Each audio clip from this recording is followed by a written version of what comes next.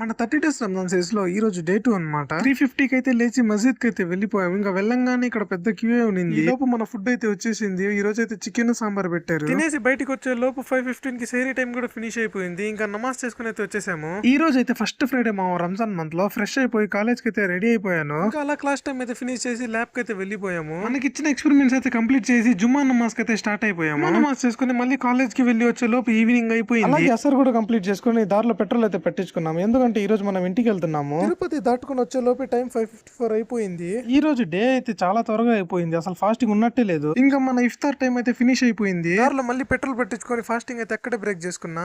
త్వరగా ఫాస్టింగ్ అయితే బ్రేక్ చేసుకుని మళ్ళీ స్టార్ట్ అయిపోయా. మనం ఇంటికి రీచ్ అయ్యే లోపు 8 అయితే అయిపోయింది. నమాజ్ టైం అయిపోయింది. మస్జిద్ వస్తే చూడండి మా మసీద్ అయితే కలకల్లాడుతుంది. ఇంకా ఫైనల్ గా ఇషా నమాజ్ తరావి అయితే చదువుకొని ఇంటికి వచ్చేసాము. రాగానే ఫిష్ కర్రీ రెడీగా ఉంది మన కోసము. చూడండి మామ ఎంత సాఫ్ట్ గా ఉందో, చూస్తుంటేనే నోరు ఊరిపోతుంది. ఈ రోజు నేను డే అయితే ఇలా ఫినిష్ చేశాను. వీడియో నచ్చితే లైక్ చేసి ఛానల్ సబ్స్క్రైబ్ చేసుకోండి మామ. నెక్స్ట్ వీడియోతో మళ్ళీ కలుద్దాం.